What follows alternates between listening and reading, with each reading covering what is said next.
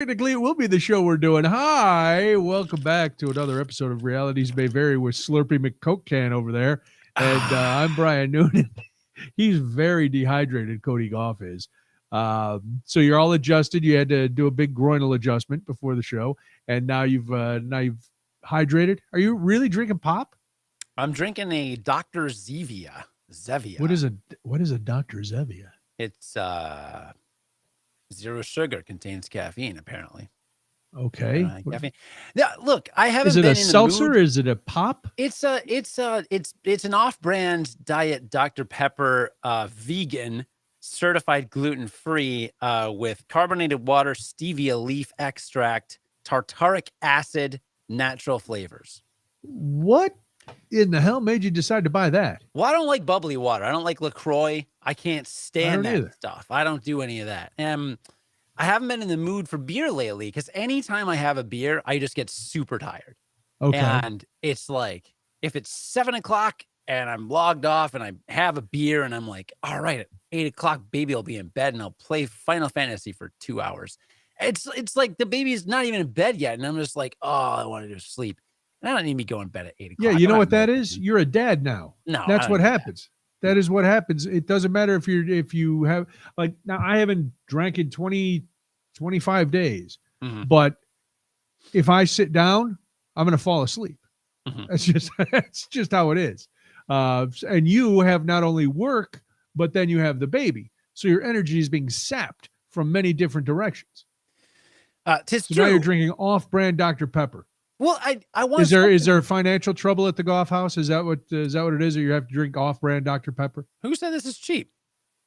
Off-brand. It's probably not because it's vegan and it's got stevia leaf and it's 100% organic, gluten-free. No, I just you said off-brand. I didn't even know. Zevia. Dr. Zevia. It's not bad because I want, like my wife will be like, I'm going to go in the garage to get a beer. And do you want anything? And I'm always like, no. And then I'm just standing here drinking water like a dumb. I just need something to, to whet my appetite. It's pretty good. I'm not going to lie. That's what I'm drinking.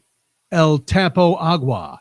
That's fine. I drink water all day. I drink like 8 bottles of water at my desk. I don't need more. What was I going to say? Doesn't matter. It's gone now. Wow. Okay. I have not had a thought enter and leave my head so quickly since the Alamo. Wow. I don't even get that reference. It wasn't a reference. It was just terrible. Because you don't remember the Alamo. Couldn't think of anything. All right. Think of anything at all. No. The other thing, what? I got a 4-pack of, it's called it's some other, because I was in the soda aisle and I was looking and so I couldn't find. Someone had recommended to me like a diet iced tea, basically.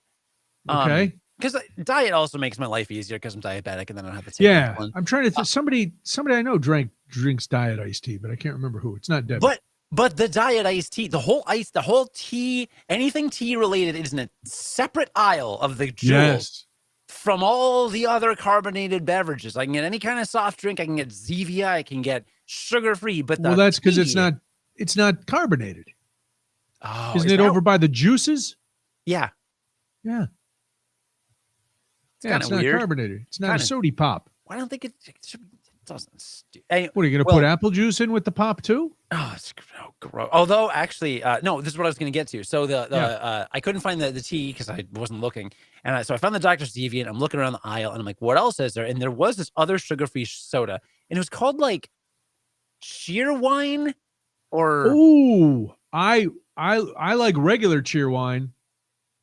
Not the diet stuff, but the regular cheer wine is good. And I don't remember. It's something from the South or the Mid-South or somewhere. Yeah, I don't. Why aren't we getting any audience messages? Is nobody seeing this? Are we live? Yeah, it says we're live. No one's said anything. Usually we get some. Usually we get people talking. I'll check the Facebook page. I'm looking there too. You're nervous. Yeah, nobody's jumping in. No, we're live. There we go. Oh, there's Sally. Hi, Sally. There. Now, do you feel better, Cody? I do. Oh, thank you. Here they come. Yes. Here comes everybody. Yeah. There you go. I didn't hear. So I got this diet Cheerwine or whatever, and I had a couple sips, and I was like, "This is awful." So I just put 2 shots of whiskey in it last night, which didn't help with the alcohol not making me tired thing. Right. But I don't know. So you didn't like it? Cheerwine's like a wild cherry flavored soda. The diet didn't do it for me. I haven't had the diet. I've had the regular. In fact, because it's from the Carolina Beverage Company, so it's from North Carolina. That's where it's made. So when we were down for Debbie's mom's funeral, after the mass, I think they're Lutheran. So like the volunteers from the church had a little kind of open house there where they had, sandwiches and cookies, and all the turkey sandwiches had big hairs in them. But that's neither here nor there. It was gross. I was like, I'm going to have one little like croissant sandwich to be polite. And I took a bite and this big long hair came out and I was like, ugh! And then Molly got another one and she's like, ooh, there's a hair in this. I'm like, oh my God, whoever was making the turkey sandwiches is shedding. But that's awful. The pop they had was Cheerwine. And it was, I hadn't had it since we were in the Smoky Mountains. So I enjoyed it. Well, all right. Yeah, very see? Cool. So there you go. It ties in. I just Googled did you say pop or soda? No, I say pop. I say pop too. Yeah. Well, you said soda. You said you were in the soda aisle. That's why I was wondering. Oh. I got you. Here's the thing. I said pop my entire life. Yeah. Then the 7 years we lived in California, everybody said soda. So I started saying soda, because I fear not fitting in. But now I'm back in Chicago. I say pop. Every once in a while, I'll say soda, just to be different. No, it's the soda aisle, but you don't call it the pop aisle, right? Like I'm drinking a pop. I'm going to Jewel. Where's the pop? That's what I'd say. Yeah, I would say that, but they wouldn't say it's in the pop aisle. They'd say it's in the soda aisle. It depends on who you ask. You ask a manager, you're probably right. They're going to say soda aisle. You ask some pimply-faced bagger, he's going to say it's over in the pop aisle. Who's going to say pop aisle? No one's ever said that. Oh, I'm sure they have. I'm trying to remember when I was a bagger, if I ever said pop aisle. Bagger, I hardly knew her. Good morning. You're en fuego today. I am. Very nice. Hello to everybody. Now everybody is. Now Cody feels better that you've all said hi. He didn't think you were there. People may be frozen to death, Cody. That's the problem right now. Oh, Marta says a soft drink aisle. Yeah, I see that. I've heard that, the soft drink aisle. But did you leave the house today? Hell no. Why would I do that? No, you're smart. Exactly. I know every year it's trite to complain about the weather. But once they say that it's dangerously cold with the wind chills, and wind chills tomorrow morning are going to be 20 below zero, it's ridiculous. So now I'm like a little kid praying that school will get canceled. So I keep here's the thing. I was checking my emails since I left school today because there was rumblings that if the wind chill is below a certain point, they will have school remotely, which is how you can do it now. So we're all set up for it. Mm-hmm. But literally, as Rob Lowe would say, moments before we started this broadcast, there was an email from the superintendent saying that we are open tomorrow, despite warnings from the National Weather Service. And that's how it started. Despite warnings from the National Weather Service, we will be in school tomorrow. I'm like, oh, I don't want to go. Seems like a weird way to phrase that. Dude, I have to go outside tomorrow for the first time. Why? What do you have to do tomorrow? In a while, I have an ophthalmology appointment downtown. And my wife works, so she needs the car. So I have to take the metro downtown. No, it's going to be all the tracks will be frozen. Haven't you been watching the footage? No. I love that footage when they set the tracks on fire to keep it from to keep the metro running. Has it been frozen? Last night they were burning them in order to keep them from being frozen. Oh my God. Yeah. Well, but I'm sure it'll be delayed because That's cool. Well, yeah, and then when I get to Ogilvy, I got to get to Northwestern, which is not an easy trek. So I'll be calling an Uber probably, which will cost me $40. during. Oh yeah, they're gonna pig. They're gonna jack up the price because they know nobody wants to walk outside. Uber's jacked up anyway. You can't take it anywhere anymore. It's like $20 minimum anywhere in the city. Everything's expensive these days. I went grocery shopping the other day. I ended up spending $560. What? There's only 3 of you, and none of you are gigantic people. You'd think. I didn't buy anything, and I'm buying off-brand. Well, no, that's the problem. You're buying vegan pop. Dude, vegan Dr. Sevia. It's ridiculous. What are you buying? High priced meats? No, all the meat I bought was buy one get one free. I bought 2 steaks. They were each with tax probably $20 a piece. So I got, but that's all right. Still, that's less than 10% of your bill. Yeah, I don't know. I don't know. I was buying the Jewel brand Steam in the bags, which are a couple bucks a piece. Yeah, that's nothing. I got a couple things of beer, but probably $20-$30 on beer, not more than that. Oh, if that. That's where they get you. I don't know. That's where they get you. Well, Debbie flipped out the other day. She's like, usually our gas bill is $64. Even last winter, $64. This year, $250. And we don't keep our house over 68 degrees, which is ridiculous. But yeah, so she called the gas company to see if it was a mistake, and they're like, well, gas is more expensive, so that's just how it goes. If you want to stay warm, just pay your bill, and if you don't, well, then die. The options are very very clear cut. I guess we'll stay alive. But our house is old, and I put plastic all over the living room. There's not enough plastic in the universe. I would have to tent my house in plastic to keep the wind out of this house. It comes through the walls. It comes through the windows. It comes through the floors. Everywhere. Oh, yeah. Just wind. Our bathrooms on the, what side of the house is that? I love that you have so many wings in your house. You don't even know which one you're talking about. West. Let's call it the west. The west wing. On the west side of my house, the 2 bathrooms, the one downstairs has a vent in it. Now, I know it was installed later. Like, I'm pretty sure it was installed after the house had originally been built. Maybe not, but probably. And there's a vent in there. No return duct, weirdly, but fine. But if we shut the door to the entryway and open it after a while, it is like 50 degrees in there. Really? But it's the only window that hasn't been updated within the last, 20 years or whatever. Like that window, we know. I mean, it frosts over, right? Like it is.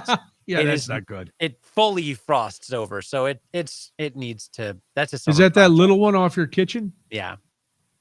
It's a very pretty window. It's like frost decorative kind of window. I have a stained glass panel that my parents bestowed onto me. That I hung in front of it. But so the stained glass is great, but the actual window built into the house is awful. Okay. Yes. Oh, I guess I just paid attention to the stained glass. I like that they bestowed it upon you and didn't just give it to you. That too, but I like that. No, it made it much fancier. We'll have to use some old timey language on account of what today is, but we can get to that. After we're done. What are we talking about? The weather? I was falling back into that little kid mentality of snow days, and I was thinking about, and now there really are no more snow days.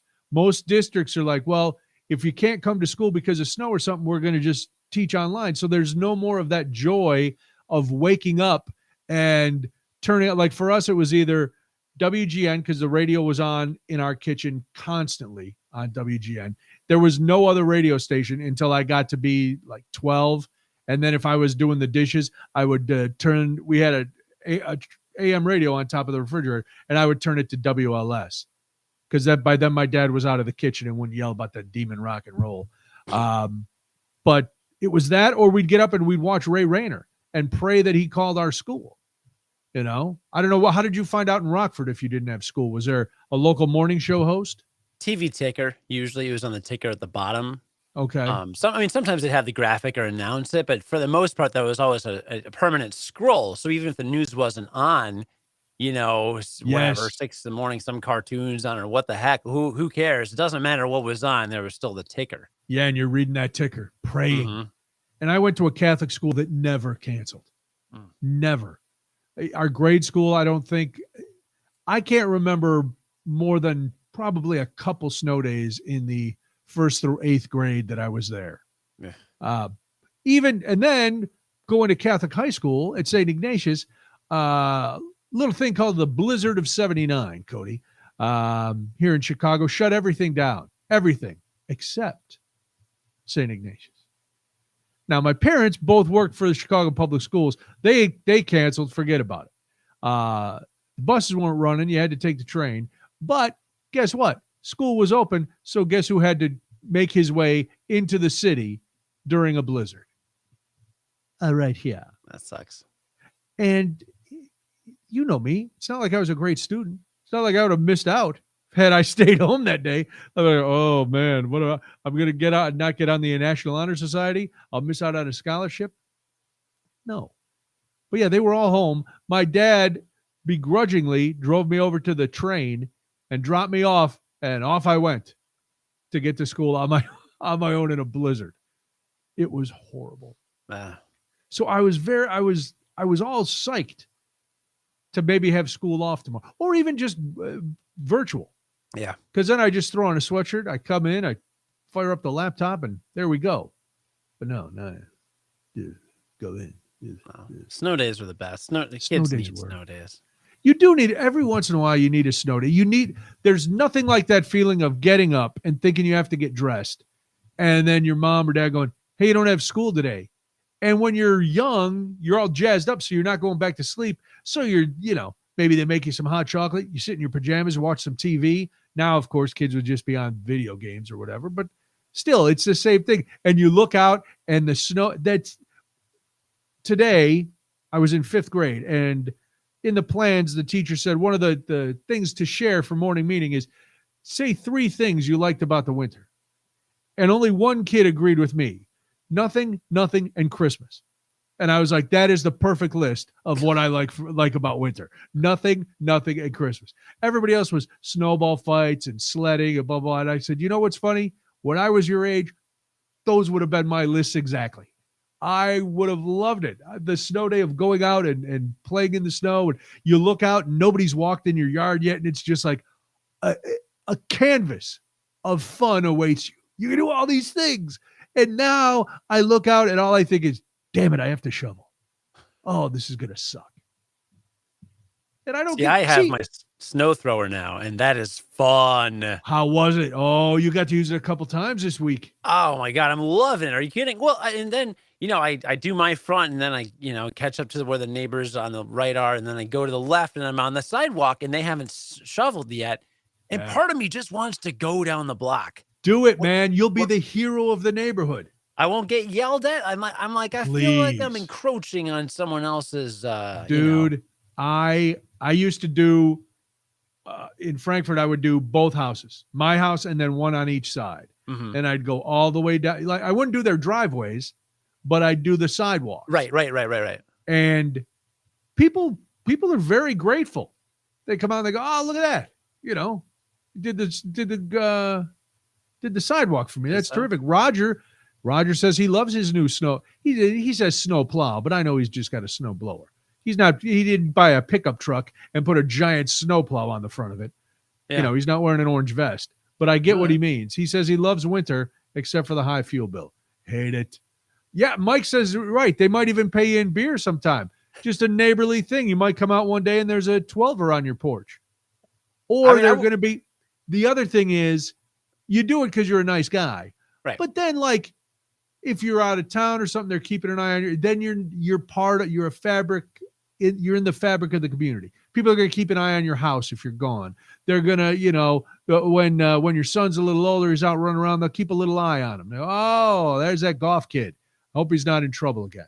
Right. Why is he always starting fires? He talks to the dog like it's a person. This kid is unusual, but let's make sure nothing happens to him.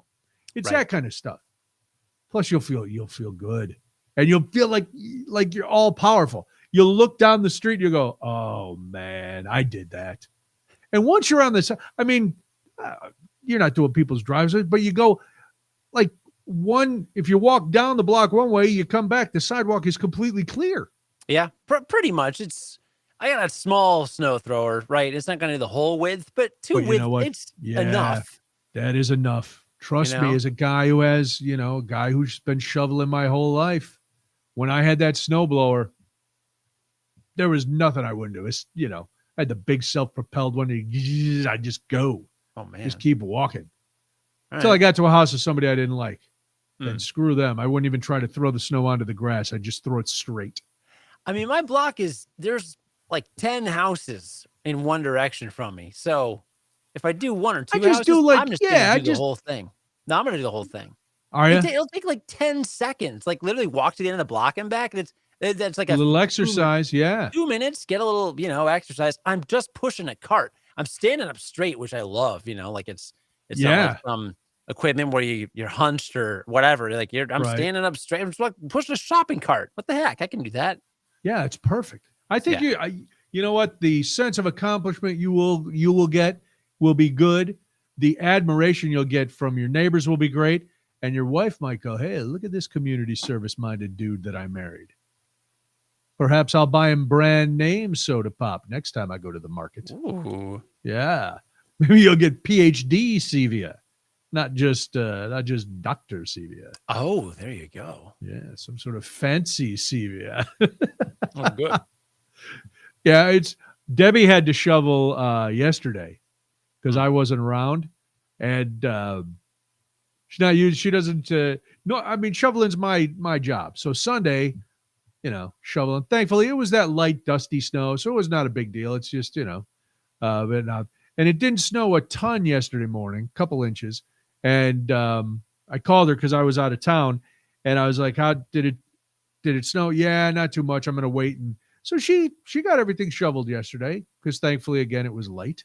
But I like looking out. I try to get it. The only thing she didn't do is the alley, which is the part of living in the city that sucks. Is shoveling the alley. And I had done it Sunday, and I go way past the width of our garage, and I go the whole width of the alley, just so I don't have to worry about pulling in and out of my garage. After I got stuck a couple times last winter, I'm bound and determined I'm not getting stuck again this winter. But I pulled in last night, and I love her. She hadn't shoveled the alley. I was like, oh, you didn't shovel the alley. She's like, I know. Okay. So before I went to school today, I shoveled a little bit of the alley. Yeah, left you something to do. It's nice.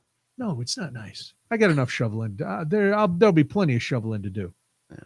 So tomorrow I got to figure out a way to call in sick. Yeah, well, if only I could reschedule my doctor. Yeah, dude, and the fact that you can't drop your wife off at work and keep the car? No, she works later because she's teaching classes. Right. College, right? So she doesn't start till way later. And she's also 40 minutes south, whereas my appointment's 40 minutes east.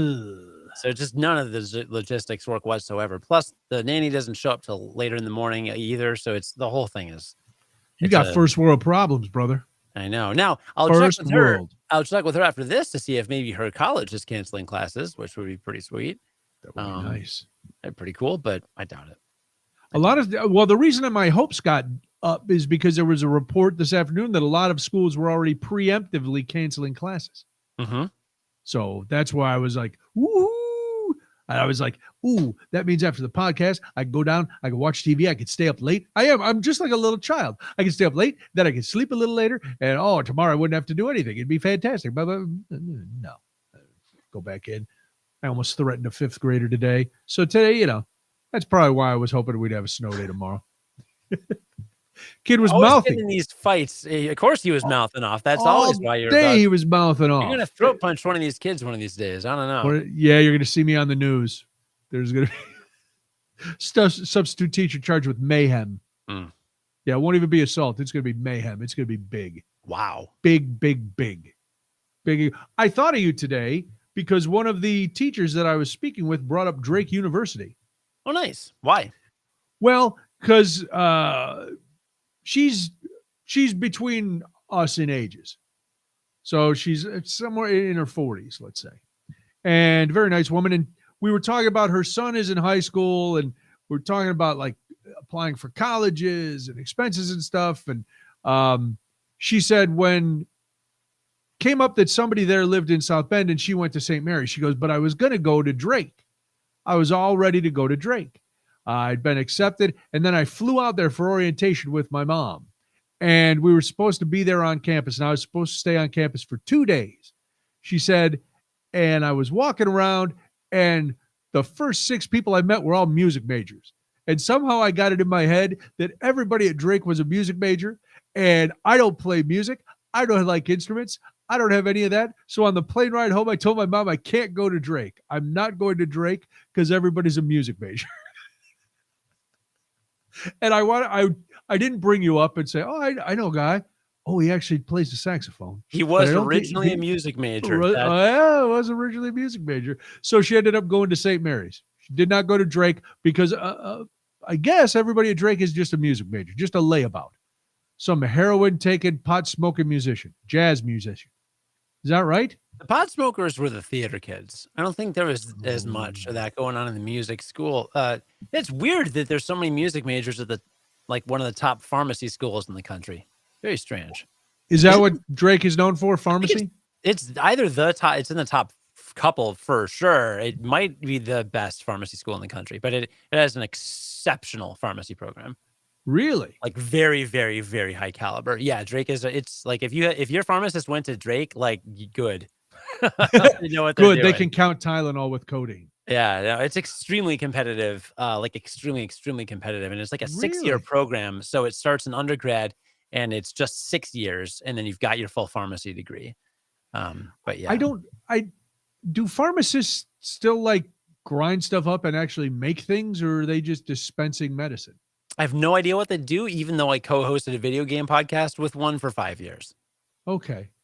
I mean, I'm not degrading pharmacists. I know they go through a lot of stuff, but I'm like, I get that it's, there's medical training involved and stuff. I guess you have to know how medicines will react with the body and all that kind of stuff. But it's not like the apothecary days where they got a pistol and they're grinding things up and making pills themselves.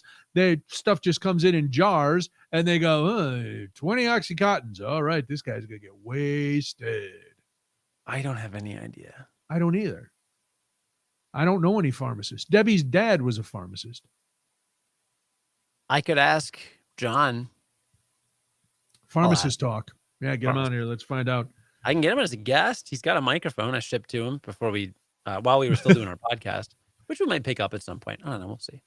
It's hard. You got things going on. You got red curtains to hang. You got, podcast to record. You got babies to bathe. Yeah. So you were giving your baby a bath right before this? He's not really a babe anymore, is he? He's not. He's gigantic. Is he a toddler? Would he be toddler age at this point? He's a year and like 5 months. He's not even a year and a half yet. And he just did it. It couldn't have been his 1-year checkup because they'd be way late for that. But yeah, like a week or two ago, it was like last week, I think, or maybe the week before, but it was this month for sure. They weighed him and measured him. He's in the 99th percentile for height and the 97th percentile for weight. Holy cow. Yeah, the doctor also said he should know like 3 or 4 words consistently right now. And he's really consistently saying at least 15. Like really? 12 to 15. I mean, he's just a giant genius baby. He's, like I said, he's not even a year and a half. He's bigger than most toddlers that I've seen. Well, no, I correct you. He is in fact a toddler. Oh, is he? According to the Centers for Disease Control, children aged between ages 1 and 3 are considered toddlers. So as soon as your baby turned 1, he was a toddler. I thought a toddler was a 2-year-old, but here we are. That's fine. Well, they are. A 2-year-old is a toddler. A 3-year-old's a toddler. 1-year-old's a toddler. Everybody's a toddler. I still call him a baby, but he talks back to me. He plays games with me. He shows me stuff. He repeats what we say. Like, I mean, he's a nice little boy. He's not a baby. Yeah. What was he saying? He was saying open a lot when I was there. He loves open. Open, and there were a couple other things he was saying last time I saw him. Truck and bus. Yes. Yeah. Bus truck, big. Bus, open. Yeah. He was well on his way to being very verbose, which is nice. Yeah. Until he gets to the age where he just won't stop talking. He can, and it's very exciting, but then he just won't. Sandy in the chat asking how much my son weighed when he was born. I think 8 pounds, 15 ounces. Wow. That sounds right. Or 8, 14, somewhere around there. He's a biggin. He was a big one. Pretty big. Yeah. Big, no, he knows no really, really well at this point. There's a few different types of no as well. There's the, really? Yeah, there's bless you. What do you have, the COVID? Yeah, probably. There's the more playful no, where it's playful, and then there's the one where he's like no, and he's really annoyed. Anyway, it doesn't matter. But yeah, so he was doing bath time, but he won't sit or lay down in the bath. He doesn't get in the bath. Like, we set him in the bathtub, and he just stands there. he literally, in the last 7 to 8 months at least, I don't think since he was really tiny, he doesn't get in the bath. He just stands there, and he plays with his toys, and we dump water over him, and we give him his little shampoo. He will not sit down in the bathtub. Why is that? Does he see? I have no idea. We fill it to like above his knees, and he just that's his thing. He stands and he plays and he puts cups on the side, and we have a deep, big bathtub, like a jacuzzi style tub, and it's the only tub, and it's a little ridiculous that that's the tub in this house, but fine. If you're like above the age of like, I don't know, not that old, you can't get in and out of it because it's like 3 feet off the ground. It's stupid. But it's a big bathtub, right? But we put him in, he's setting things on the side, he's dipping cups and pouring them out and everything, but he's standing the entire time. Maybe he wants to take a shower. I don't know. He's reached the shower handle a couple times, but he wants to fire that up. He's already passed it. 1.5. He's like bastard for babies. I guess. I want to fire this up. Have you ever turned the jets on while he was in there? No, because we don't fill it that high. First of all, bathtubs takes forever to fill up. Yes, it's unbelievable how much time it takes to fill a bathtub. Yeah. Second of all, it would have to be like at least to his waist to even get the jets, and it's just like we don't need that. No. Well, then you put him to bed, and you guys jump into cold baby bath water. Fire up the jets. That's not going to happen. It's weird. All right, listen, I don't know what goes on over there. Not that. I wonder why he won't say. Have you tried sitting him down? Does he freak out if like you pull his legs out from under him and sit him on his bottom? He just yells and then stands up. Like kid knows what he wants. I like that. He has so much core strength. Sometimes the both of us combined can't change his diaper. Like if he decides he doesn't want his diaper changed, he'll thrash around and he'll twist his entire body.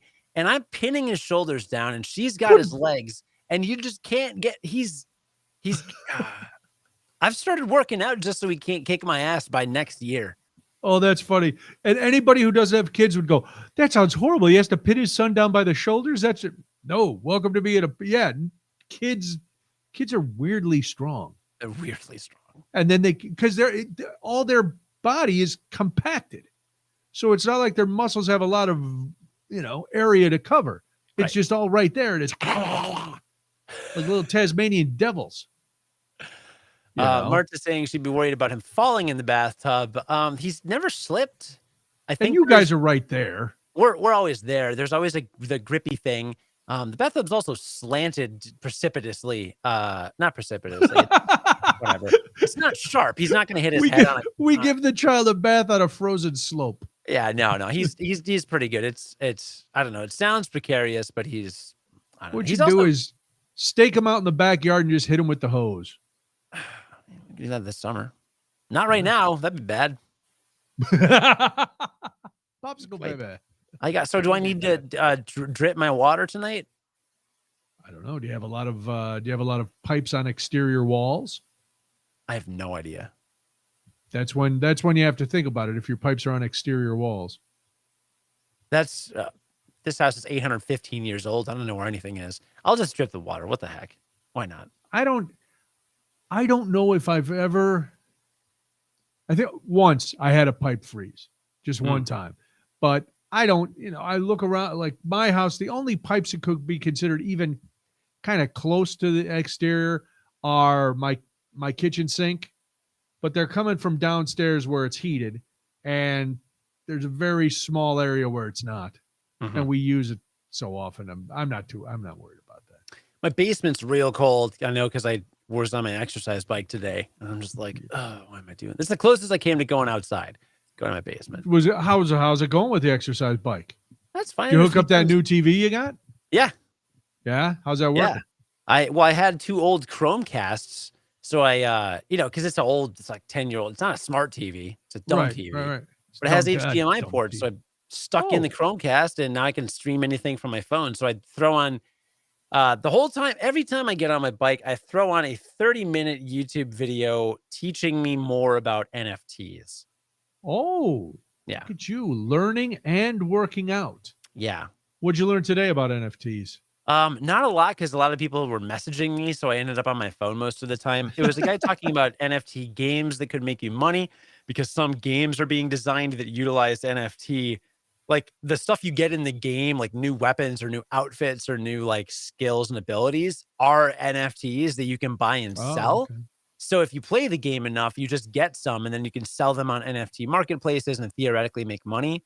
So there's a bunch out there, but I learned there's a AAA, the first NFT, the first AAA game, AAA meaning like big budget, basically. The first big budget, like action adventure game, 3D, like really high resolution, like fancy graphics. First AAA title to use the NFT blockchain, and it's going to be like a hybrid Pokemon action adventure kind of thing. So I might play it, I don't know, this summer, and then, if you find some rare thing in it, you can sell it. I don't know. We'll see. Now, you said last week you were going to come out with an NFT. Was that were you just pulling our legs? No, I might happen in the next week, although I kind of doubt it, but I might. If I do, I'll pull the trigger Monday and follow, check my Twitter for it. But I'll also maybe post on Facebook. Yeah. I have to be careful about how and when I release it, but it might happen Monday. Okay. And it's an NFT that you will be selling, correct? Yeah. Now there can only be one, like Highlander. There can only be one. You can't make a bunch. It's not like a poster where you can print out a bunch of them. Mm-hmm. An NFT is a one-off, right? Well, you can. There's two things. You can make an NFT collection. Ooh. So I could have, like, if I painted something, I could change the color and then have 4 different ones. And then each NFT, you do get you set your number of potential buyers. Okay. So most NFTs, like up to 50 or 500 or 1,000 people can own that NFT. Oh, so like a limited edition. They're limited edition, yes. It's like sports cards, cards. There's more than one Michael Jordan rookie card floating around out there. Okay. Not a lot. They're rare, but yeah. All right. Well, this is exciting. Will I need a lot of money if I want to invest in a Cody Gough NFT? Can you give me the ballpark? No, I think I'll sell it for pretty cheap. What I got to do is recoup my costs, because to list it will cost between $50 and $200. Really? Yeah, that's why. Wow. I mean, you're seeing a lot of stuff being dumped on to NFTs right now in the marketplace, but like it would be way worse if there were no fees. The fees are built in as part of the Ethereum blockchain, which is what it all runs off of, because in order for Ethereum to run, you basically have to pay a fee of Ethereum within the chain. And right now, because everyone is doing NFTs and they're so hot, they're called gas prices. It's like the gas it costs to fuel it. And the gas prices are really high right now. And it's just inherent to the blockchain. No one's earning that. Like, it's not going to like Fred or Joe or Bob. It's just going back into the blockchain itself. Kind of weird. It's like a built-in tax to cover itself. I don't know. All right. And where does one find these things? It's like with Bitcoin. I wouldn't even know where to go to get me some Ethereum Bitcoin or Bitcoin. Yeah, this would be OpenSea.io, OpenSea.io, OpenSea, or just Google OpenSea, and then make sure that whatever you click on is not spam. It is actually OpenSea.io. The largest NFT marketplace. Yeah. So you sign up there. Market. You have to download a Chrome or Firefox extension on your browser to basically create an Ethereum wallet where you could then get funds. But if it's your first time buying NFTs, you'll probably have to watch some explainer videos. I've not bought any NFTs, but I am interested in listing one that I think people might be interested in. So more on that next. I have a lot of updates next. Next week is probably going to be a big episode. We should just tease that right now. This is very exciting. Next week is going to be a big one. Yeah, the week after I'm gone. I'm going to be in Cancun. I know that. You're going to be in Cancun. Yeah. Because now the world is opening up. Is it?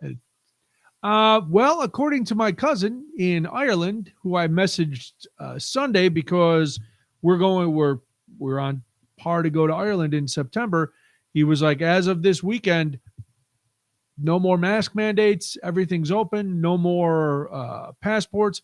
I read something from someone in Denmark saying all the leaders over there have just decided this is something we have to live with, and we're going back. We're getting back to normal.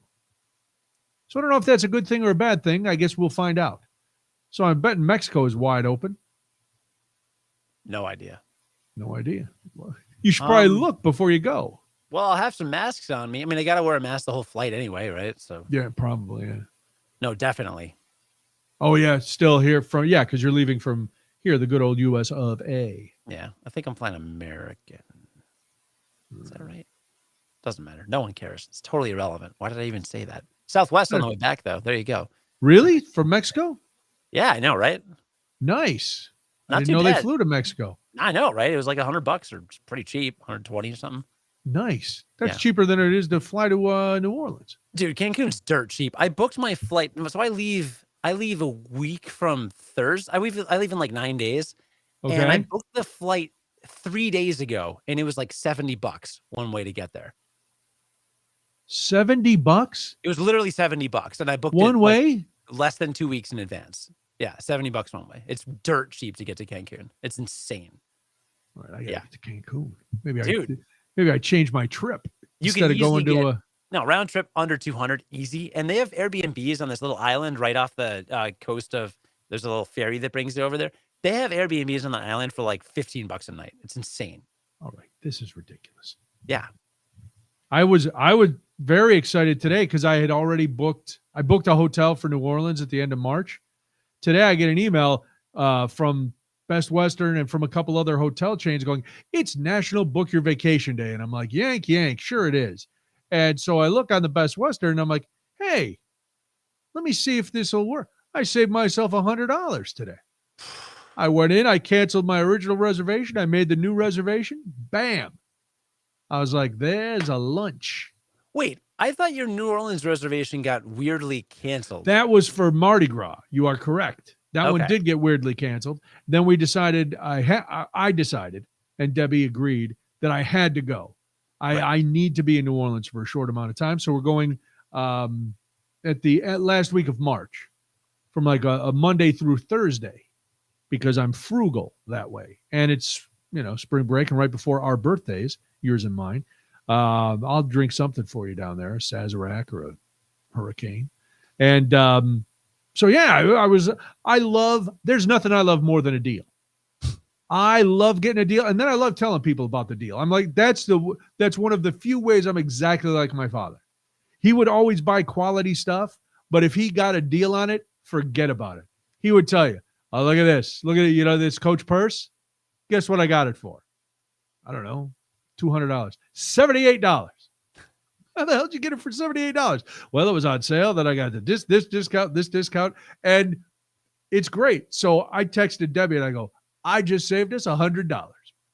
She was like, woohoo. And I was like, So, in my mind, I go, oh, that'll be a nice lunch. That 100's gone, but it looks better. It looks better when you go to pay that hotel bill. You go, oh man, this would have been $100 more. 100%. Did I know you were going to Ireland in September? I've mentioned it before because it's our 30th anniversary is in April. And so this was what we had decided because we took a big trip on our 25th where I almost lost my leg. And then I can't imagine what sort of health dilemma will befall me on the Emerald Isle. I'll probably get attacked by leprechauns or get Guinness poisoning or shamrock rash. Something is going to happen, but I can't wait. Can't wait for it to happen.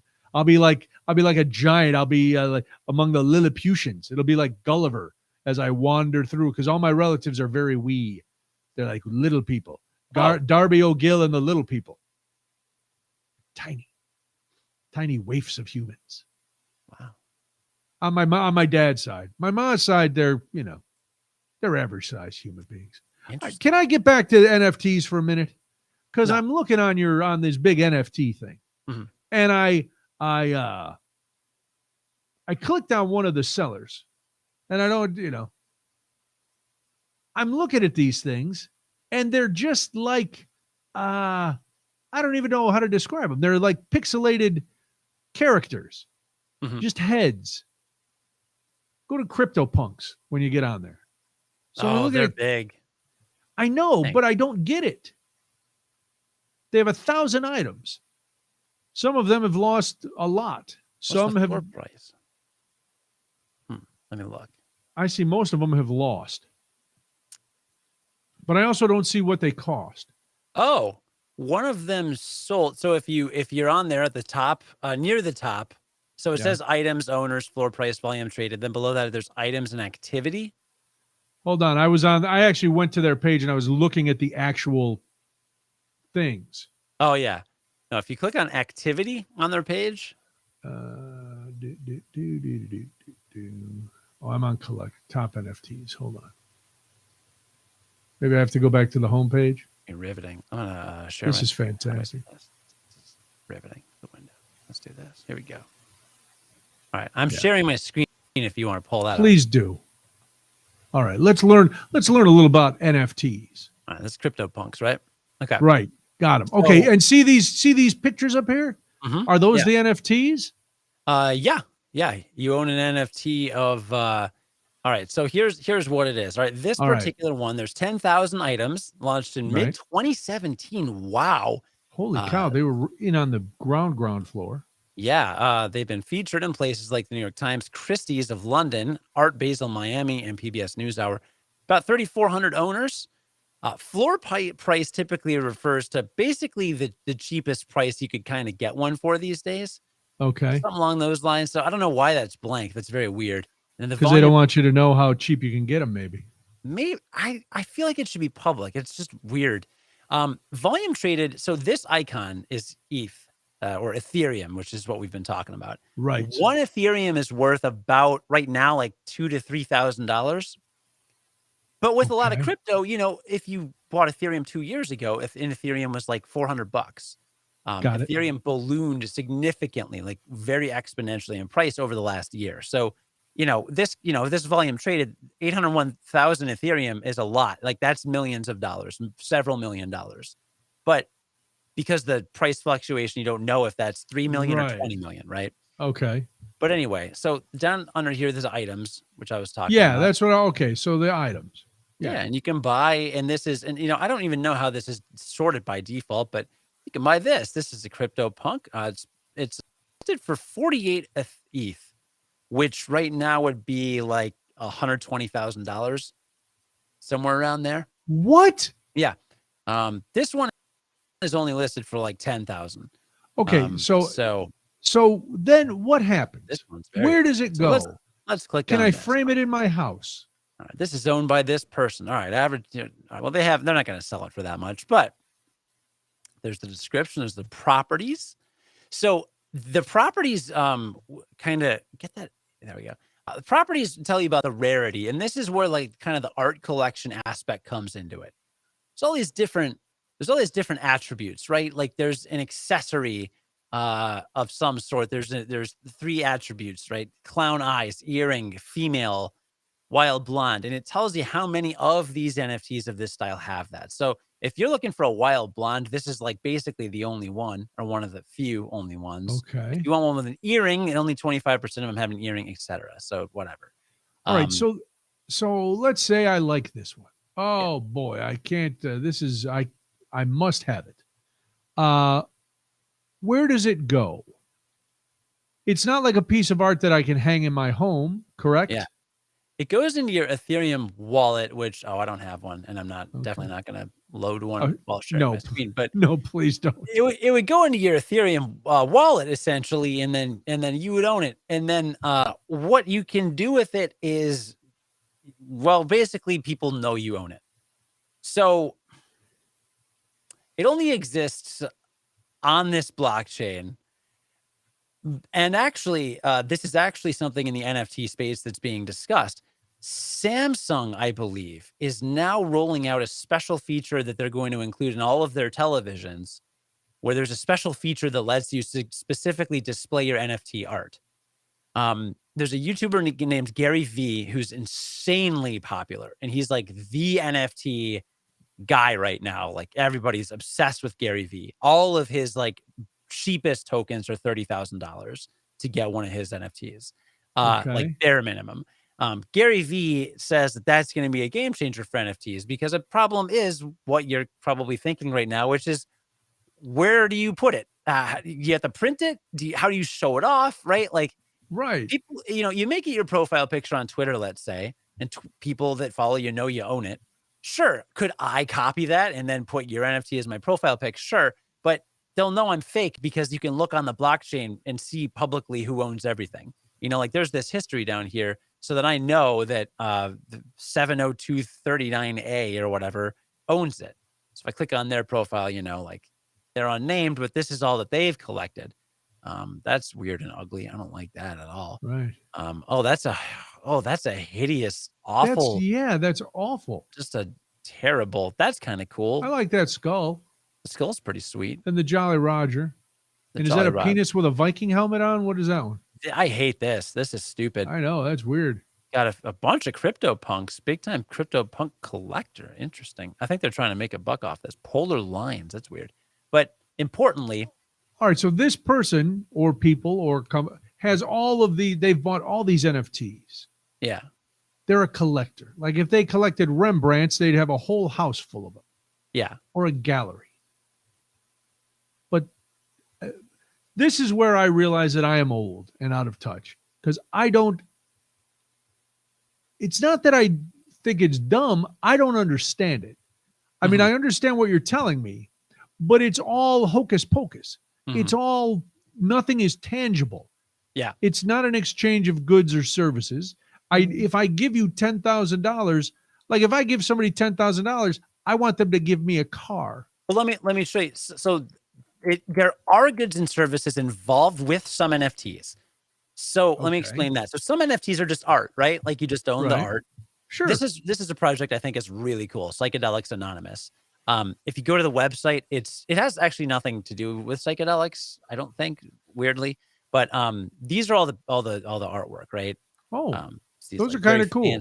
Very fancy, dressed up, kind of weird. They're all faceless, a little bit dystopic, but they're always dressed up, and they've got all these weird things. But with a Genesis token, if you own the Genesis token, which they are, this one's only going for a couple grand, which is pretty cool. I believe, okay, there's the properties. Here's the details. All right.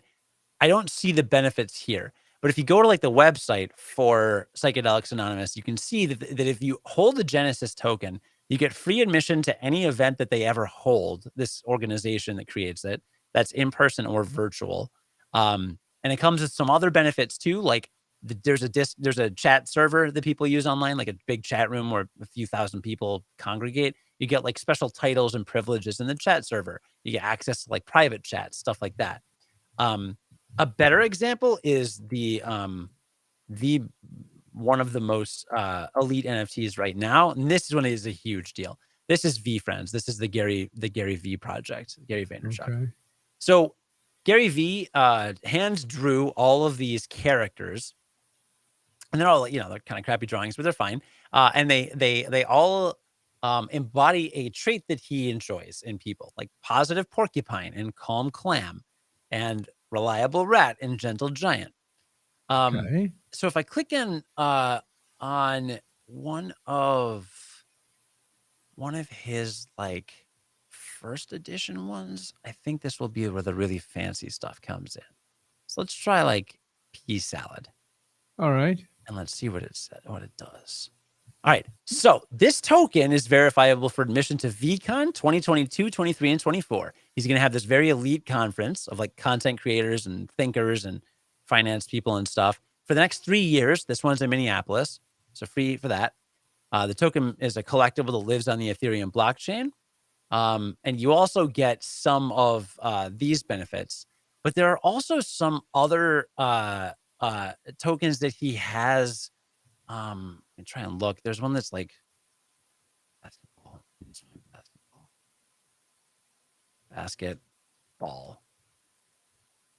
Go, dude. Basketball butterfly.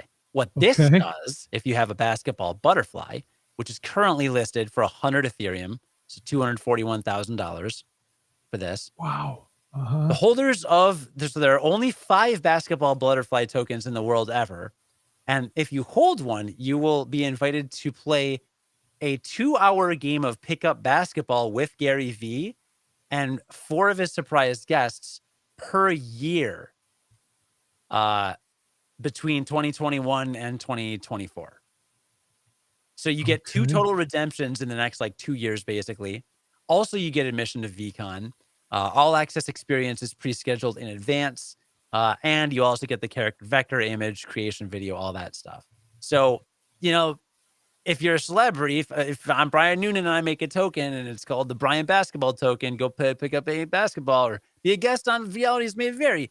We could sell a piece of artwork that comes with those benefits or a piece of something else. Because, right, they have art collectibles, they have domain names, music, photography, whatever it is. Whatever you've collected, you can then also like come with extra benefits for. But everything, the actual art, like that basketball butterfly, is staying on the blockchain. Stays on the blockchain, but you basically kind of have the the rights to use it as like a profile picture, kind of virtual ownership. So the idea is that our lives, many people's lives, are shifting to a virtual life.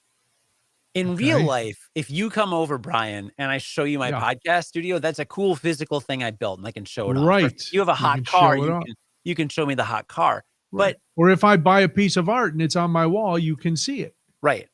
So the idea here is that as our lives shift to a more digital world, what can we show off? Now, you and I are verified on Twitter, right? So like our blue check mark, that's a show off, right?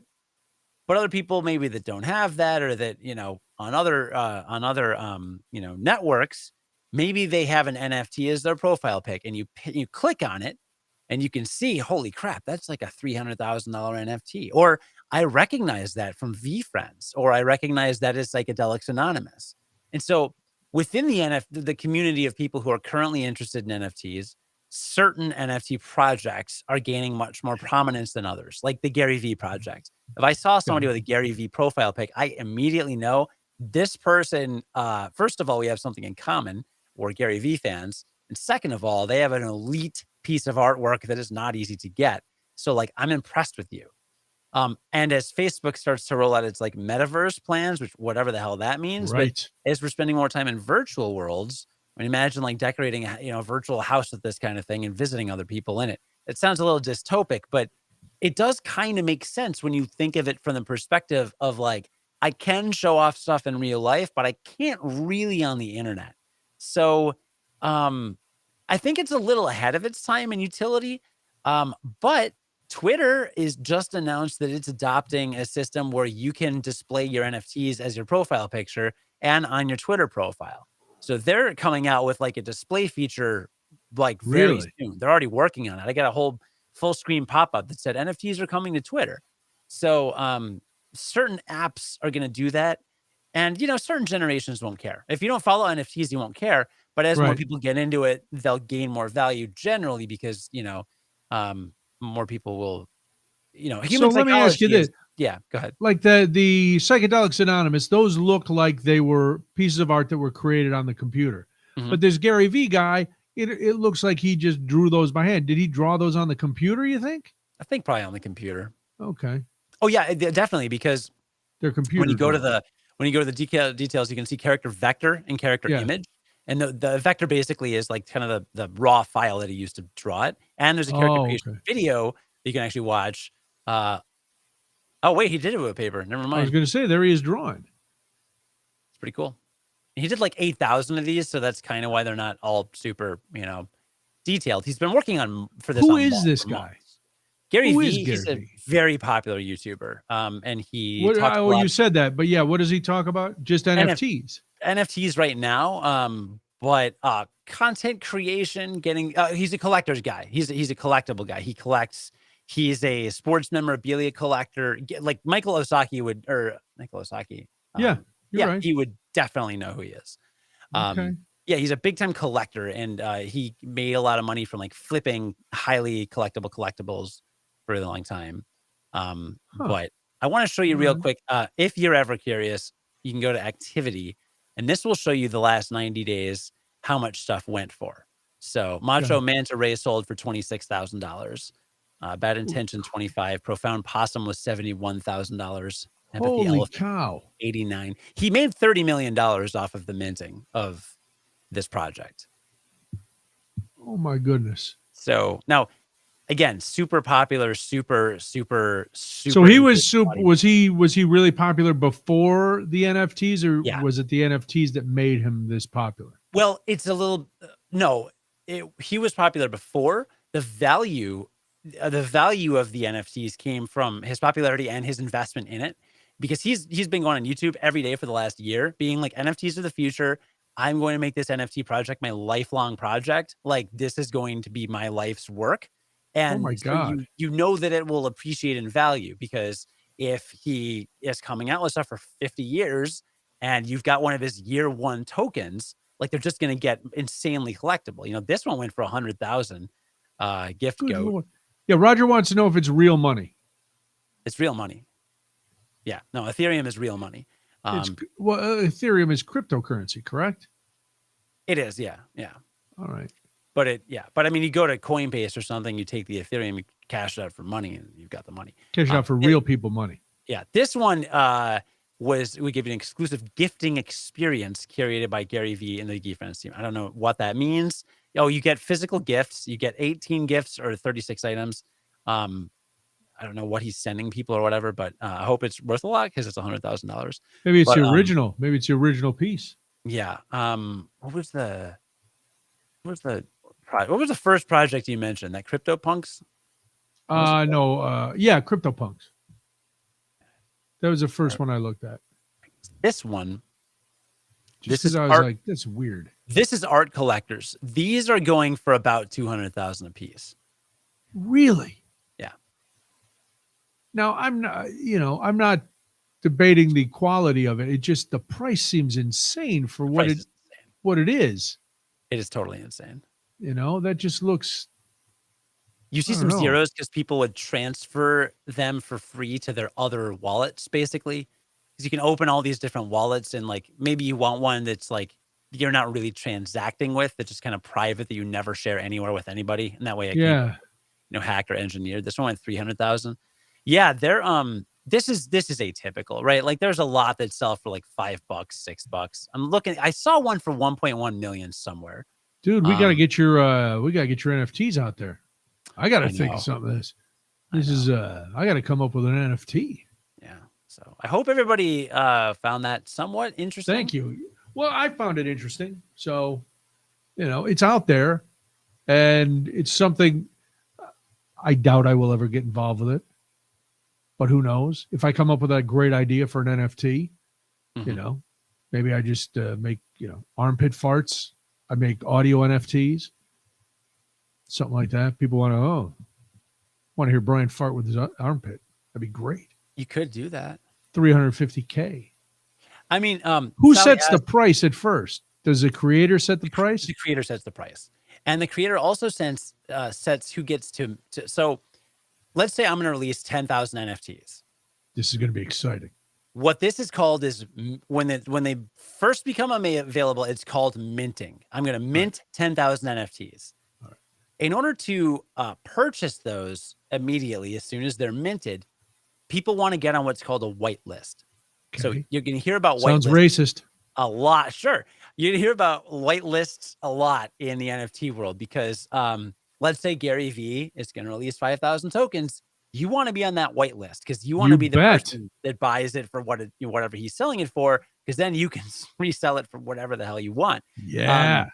So minting is a really big deal, and getting on a whitelist is a big deal. So most of the big, expensive, fancy art collection Gary V type NFTs, they will ask you, in order to get on the whitelist or have an opportunity to get on the whitelist, to be very active and actively engaged with their project. So that means there's one called Invisible Friends that's coming out like next month that I really want to get on the whitelist for, because it looks really cool. But to do that, I have to hang out in their chat server and like hang out in their chat rooms and like be retweeting them and liking their stuff and like highly engaged. So they see that I'm like a real fan. And there are 250,000 people in their Discord chat server and only like 5,000 whitelist spots. So I would have to be like, the top like 10% of people or whatever. And then they randomly pick out of that, will get on the whitelist. And then, you get one. So it's really hard to get your hands on a lot of these. And it's impossible to research all of the projects because there's a million freaking projects out there.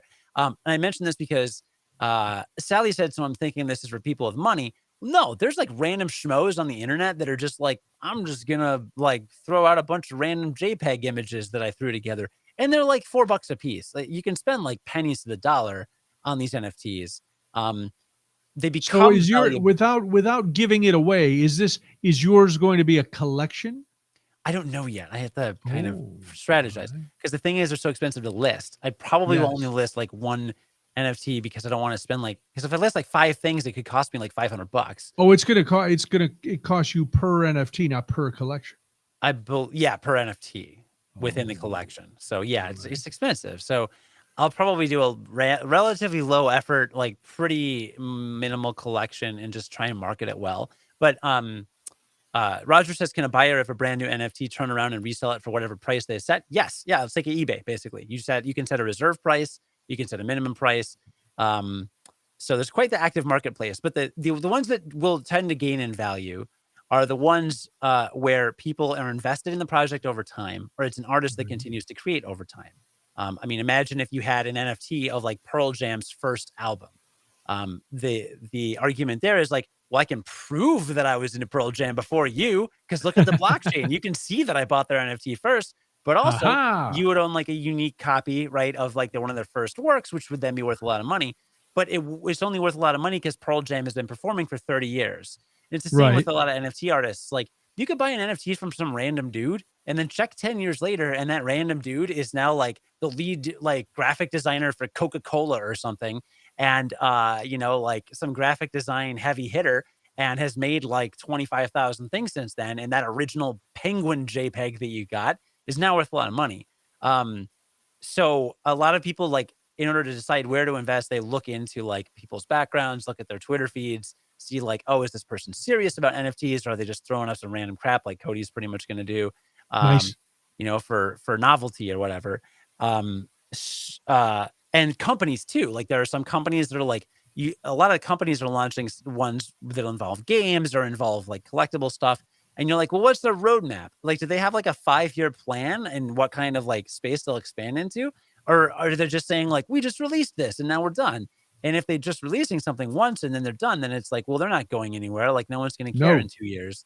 So, so that's what I've learned about NFTs so far. And I still have like 50 hours of research to do. It's so complicated, Brian. You need to get on the bike. You should be riding your bike nonstop, dude. Watching these NFT videos. This is like when you got into Bitcoin. Yeah. Soon you were one of those Bitcoin guys who knew everything about Bitcoin. You were a prophet for Bitcoin. You wanted to be out there proselytizing, getting everybody on their Bitcoin. But not anymore. Now you're on NFTs. You're always chasing the future. I'm just trying. Well, I'm trying to learn too. That's why I asked you. It's as complicated for me as it is for you. I can't believe I even was able to articulate any of that. You articulated it very well. You gave a little TED talk there. Thanks. And it was good. You're welcome. Thank you. Now I understand it. I just don't get it. You know what I mean? Like I get I understand what's happening. I don't know why. I'm still of that, like you said, okay, now we're trying to make it so you can display them so everything's virtual. I'm of the age, I don't think by the time I drop dead next week, we're still going to be in the real world. I'm not going to live to see everybody in a virtual world. So, I don't need, I need to be aware of it. I need to know what's happening so I can create, a project, the Deathbed NFT project, to take this to the, from now to the end of the road is the NFT project. and I do something right up to the end, which hopefully won't be for a while. But I still don't think by the time, even if I live 30 more years, I don't think we're going to be in totally virtual worlds in a metaverse within 30 years. Maybe I'm wildly wrong. There will be still some of us who cling to the real world. I'm one of the pills. I'm a red or a blue pill. I can't remember which one. Did you watch that? Not yet. No, I'm talking about the Matrix. Sure. So, no, I haven't watched the red pill documentary yet. But so I I always want to be aware of what's happening. I want a little knowledge of what's going on. But I don't see that as an investment that I will make. Sure. I don't need to be in the virtual space. I told you what VR is for. VR is for sex. It's for sex, yes. That's all it's for. Yeah. I don't want to buy some pixelated image of a donkey unless that donkey is with another donkey. That's all it's for. It's true. The last thing I'll say on it really is that what we find valuable as a society in many cases is very subjective. Correct. Why is this piece of furniture worth $10,000 more than that one? They're both wood. What the heck? Yeah. And human psychology plays a big part into it. But for whatever reason, a large enough group of people decided NFTs are cool and they're cool and hip and they're in. And enough people decided the scarcity component and the rarity component definitely plays into it. It's like a constant hunt going for the next thing. And then the number one thing from the question, this is for people with money. The number one thing is people, if you are interested in buying an NFT and not spending a ton of money, go find one you like. Don't think of it as what can I buy and sell for a bunch of money later. Well, that's what they say about any collector. You're not supposed to collect things as an investment. You're supposed to collect things that you like. Right. But you know what's funny? As you were describing, all that stuff you were just saying sounds exactly like all the talk that was going on in this Beanie Baby documentary I watched.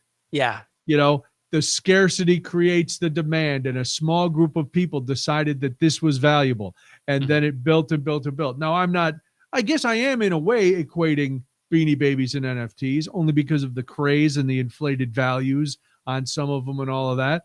And I hope it does. I hope the NFT market does not crash like the Beanie Baby market crashed.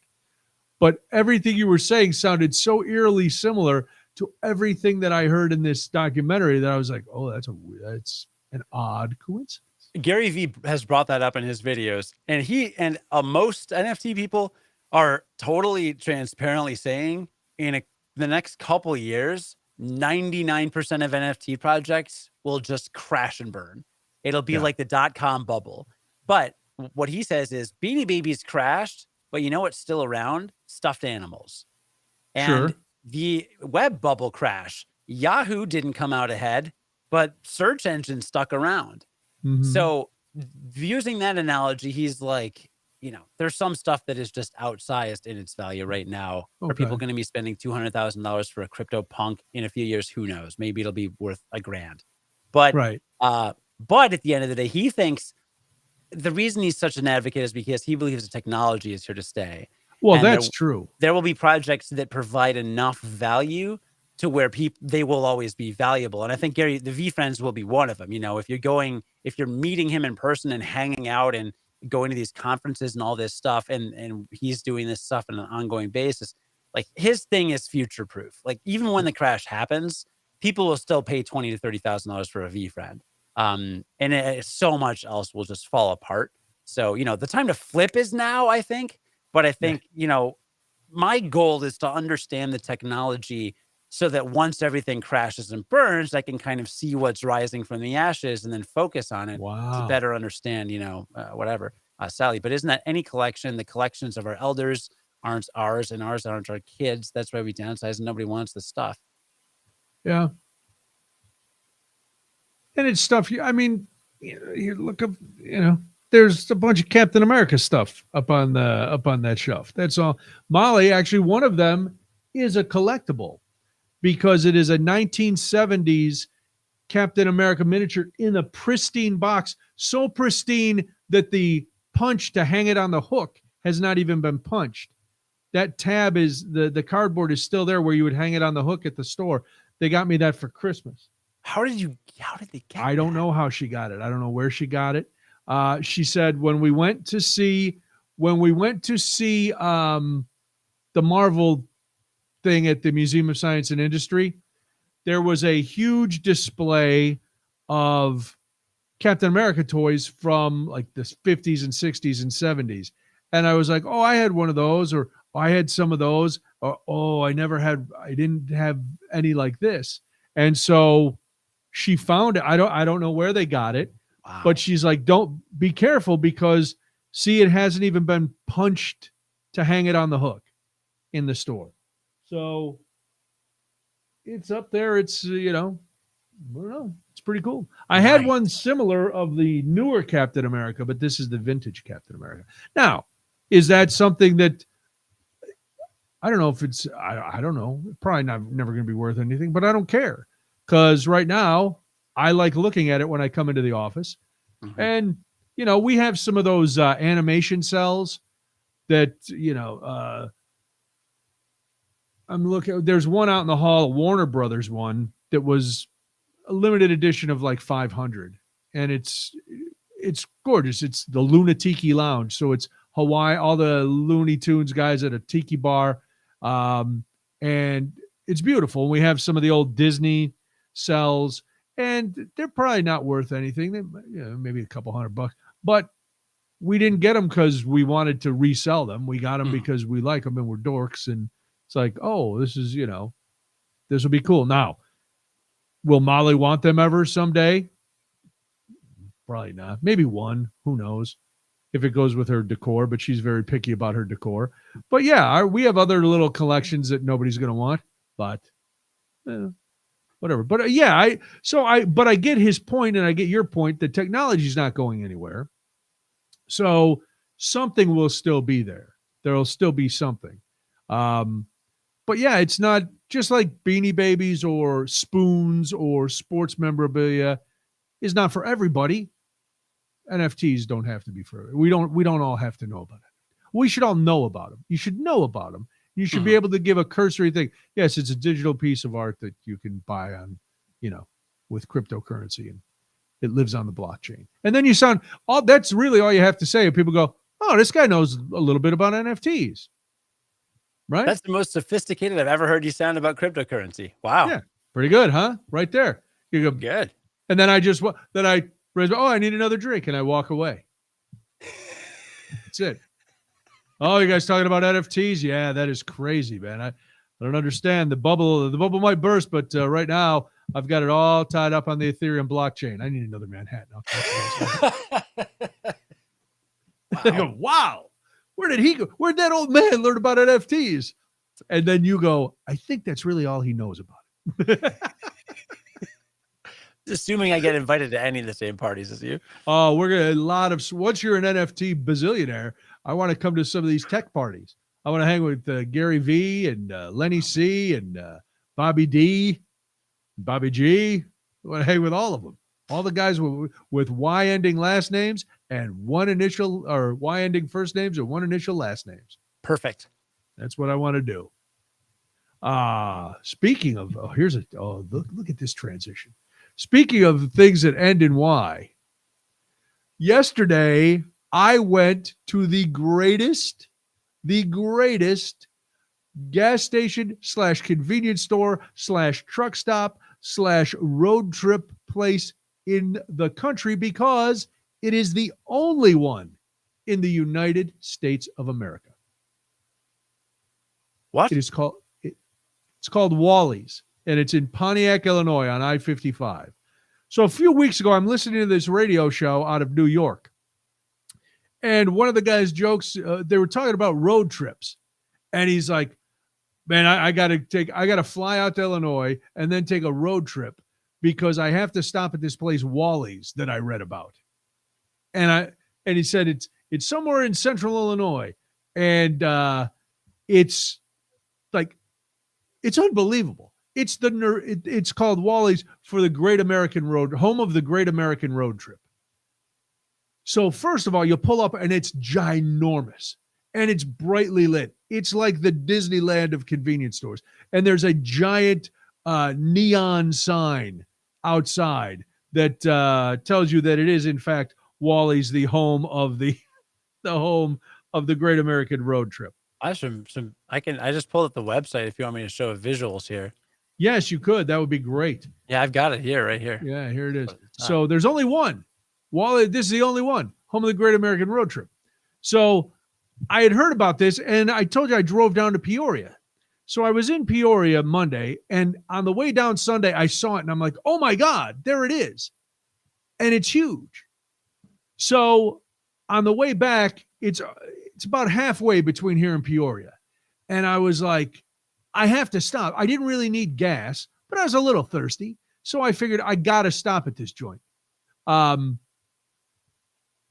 They have, first of all this stuff out front. If you're looking at that center page, those are gas pumps all over. So you're never going to have to wait for gas if you go to Wally's. Beautiful. I get a little gas. I go in. Now, the place, as I mentioned, is gigantic. So you go into the center building, and that's where, like, you're greeted by the barbecue, where they're slicing fresh barbecued pork and beef and smoked turkey and making sandwiches. What? Yes. So you want a pulled pork sandwich? $6.50 right there on the road. It's fantastic. Then they have popcorn. They're making caramel corn, popcorn, cheddar corn, and they're mixing them together, selling bags of it. It's fantastic. Then they have a coffee bar making specialty coffee drinks. They also have regular coffee if you're just a regular Joe kind of coffee drinker guy. So that's this picture that's right in the middle with the yellow counter. The yellow counter is where the barbecue is. Then they've got the popcorn. Then behind the barbecue, they have an ice cream parlor and bakery. They have another counter that's beef jerky by the pound. They have about 8 flavors of beef jerky. They sell summer sausage. They've got different meats. So that's there. Then there's the fancy coffee bar. Then there's regular coffee. Then they have 3 islands of slushies. So they're Slurpees, but they're called slushies to avoid any sort of copyright infringement. Mm-hmm. Then I thought of you, Cody. I took some pictures. I'll have to try to I'll upload them another time. They had about 5 different kinds of Mountain Dew. They had yes, on Shut tap. Up. They had crazy amounts of Mountain Dew. They have major Mountain Dew melon. They had Code Red Mountain Dew, regular diet Mountain Dew, Mountain Dew Voltage. They had all these Mountain Dews. They have every sort of soda pop. They have every snack you could imagine. And then all kinds of food. Then on the other side, it's like a gift shop where they sell camping supplies and shirts and everything branded Wally's if you want it Wally's. If you just need a cooler, do you need a campfire place? Do you need a tent?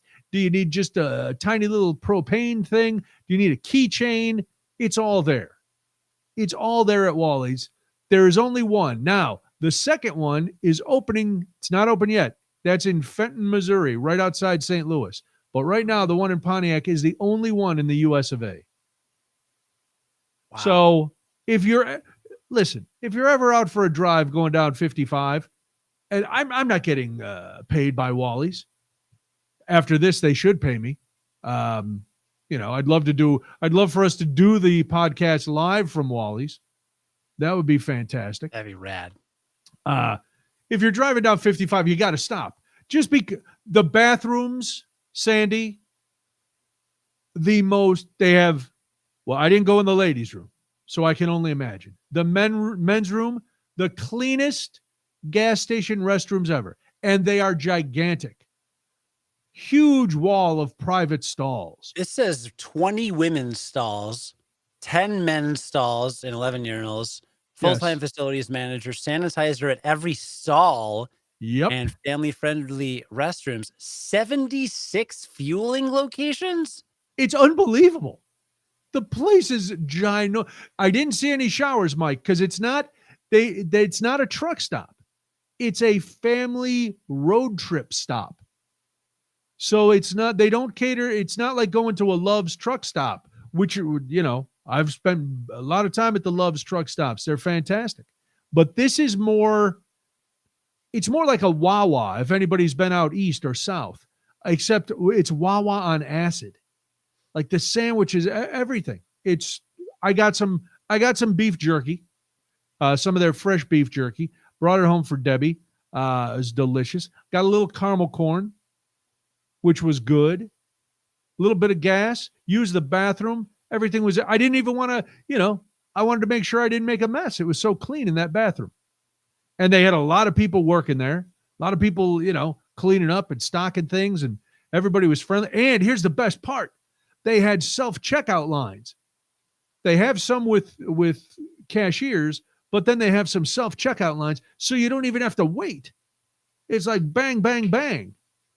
Fantastic. I felt it wasn't happiness on the level of Mardi Gras, but it was definitely road trip happy, where, if you need to stop, you could waste a half hour in there. They'd make you a specialty sandwich. They had all kinds of stuff. What do you need? You need 8 pounds of garlic beef jerky? Sure, you can pick that up with a full summer sausage. Get yourself an espresso drink, a couple of Sloopies, then get a Wally's t-shirt and hat, camp stove, head out. It's fantastic. That looks amazing. I want to go. Which I'm telling you, it's a little over an hour from here. We should drive down. We should drive down and see Craig. And if Craig can drive halfway, we'll all meet at Wally's. We can have a nice lunch. We can have some barbecue. We can have some beef jerky, and then we go our separate way. You could mix all the Mountain Dews together into one explosive Mountain Dew, and then I just love to watch you bounce off the walls as your hair then goes straight up from your Mountain Dew. Have you ever had Mountain Dew Voltage? Yes, I love it. It's my what favorite is it? one. Purple. I've never heard of it. It's purple. I don't know if that means grape. I just know it means purple. Means purple. Is there more caffeine in it?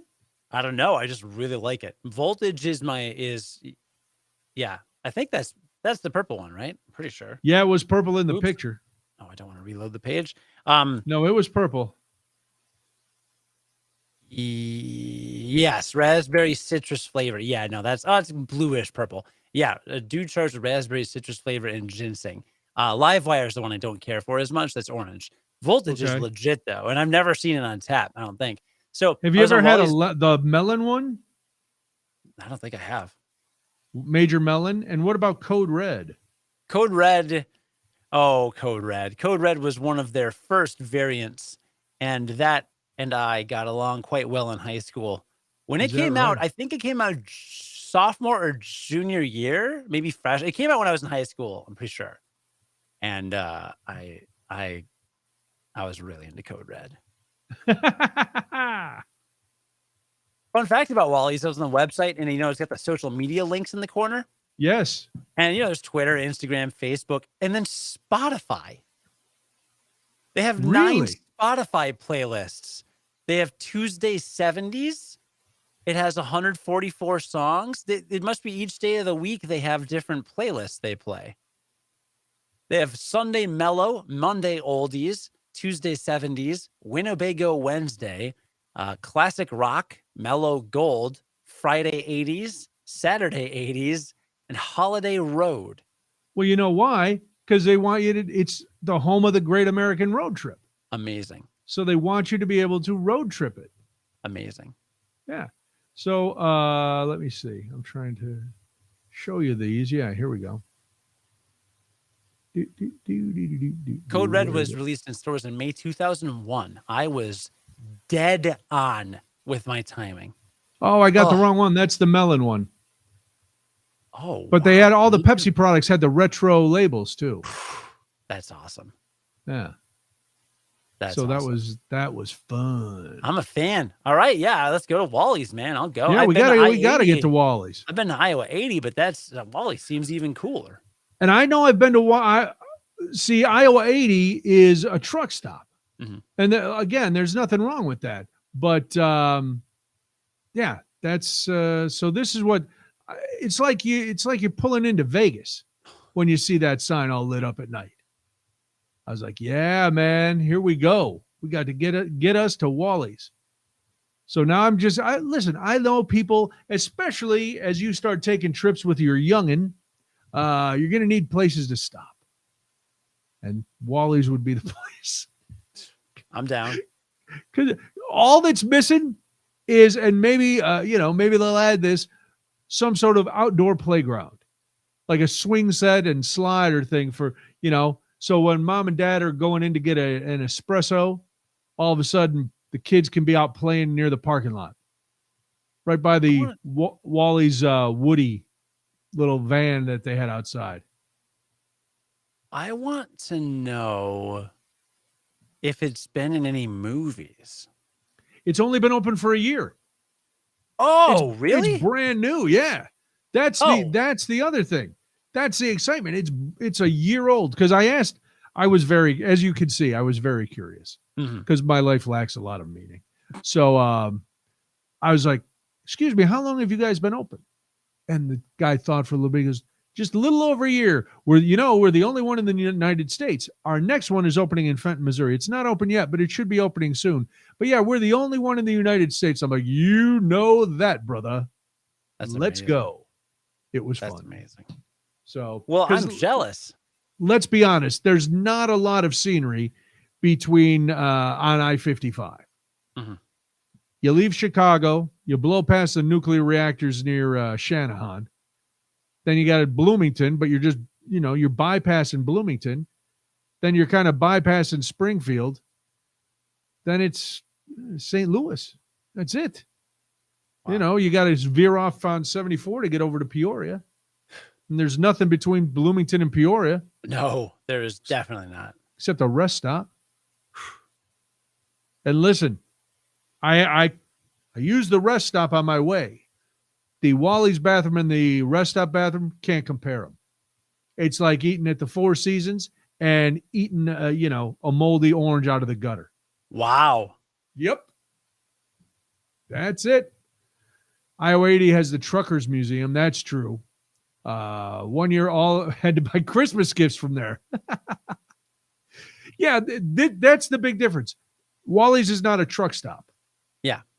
It's a car stop. Road trip experience. It is. We must road trip. We'll talk to Craig. We'll figure something out.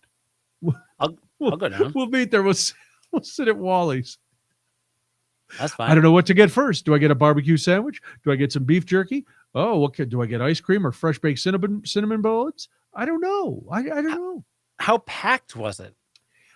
Not very last night because 1, it's a Monday night. 2, it's unbearably cold. It was about 5 o'clock, a little after 5. So yeah, it wasn't very. I can imagine, during the warm weather months when people are really traveling, or maybe in the morning. Yes, I'd love to do a show from there. I'm sure the Wally's people would be more than happy to have us. Is it that high of a traffic area? Like, I-55 gets a lot of. I-55 is a major interstate. Lots of traffic on I-55. Okay. I think the thing is people don't know what it is till they pass it. There was one bulletin board, one billboard. That's why they don't see it. They just had a little bulletin board. Very tiny bulletin boards. Their marketing budget is not high. They wasted it all on the brisket station. And they did. So one billboard, granted it was a double billboard, but one billboard. And no, I didn't see any billboards heading south. That's why I didn't know it was there till I passed it. And I was like, wow, oh my God, that's the Wally's. And I made a mental note to stop coming when I was coming back. But yeah, they need to get a little more, they need to be like Wall Drugs and just have billboards from the Wisconsin border all the way down. Have you ever been to Wall Drugs? No. No, but if you ever drive out to the Black Hills of South Dakota or to Mount Rushmore on a road trip, you'll start seeing Wall Drug signs, I think, in Minnesota. Wall Drugs. It's a tourist place. It's like a giant, they used to advertise free water. So you can get a free drink of water there. It's just a big gift shop, gas station, tourist trap. But they built this image on all of these gigantic billboards. And the billboards, I don't know, every mile, every 2 miles, there's a Wall Drug billboard. It was crazy. Pedro's in the South. I don't know if I've heard of Pedro's. It sounds like something I might have seen. I went to some road trip stop in like the desert in Arizona or somewhere, or Nevada, where, it's like 300 miles to the next rest stop. And you're like, oh, yes. I should probably stop here. Some old diner. I think I went to one with my wife one time too, maybe on the way down to maybe in Alaska. I don't even know. But I've been to one or two kind of off the beaten path diners, but that's about it. It's fun to stop at those kind of, like, I think I told you when we drove to Colorado, we went to General Custer's Outpost. And it was just a really bad gift shop, but they had, a huge totem pole out front, a huge Buffalo Bills outpost. That was it. And, Debbie was like, I want to go there, because we had stopped to get gas. And Molly had gotten up on the Sinclair Dinosaur. And then Debbie's like, I want to go to Buffalo Bills outpost. And it was right, So you go in, you walk around for a little bit, you laugh, maybe you get a pop. I think we got some sort of weird candy that you don't see unless you're on the road somewhere.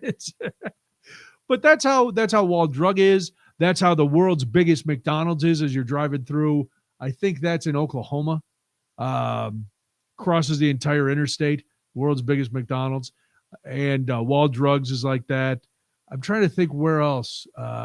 Big Texan Steak Ranch in Amarillo, Texas. As you drive through southern Oklahoma and across through Missouri and southern Oklahoma, you're seeing all these billboards for the Big Texan Steak Ranch. So I've stopped at a bunch of those goofy spots. Wow. I never went to the Corn Palace or like the world's largest ball of twine or any of those other roadside, attractions. And when I was driving a lot in the South, like through Florida and stuff, I was usually alone. So I never went to like Gatorland or those kind of places. Did you ever go to any of the birthplaces of the American presidents?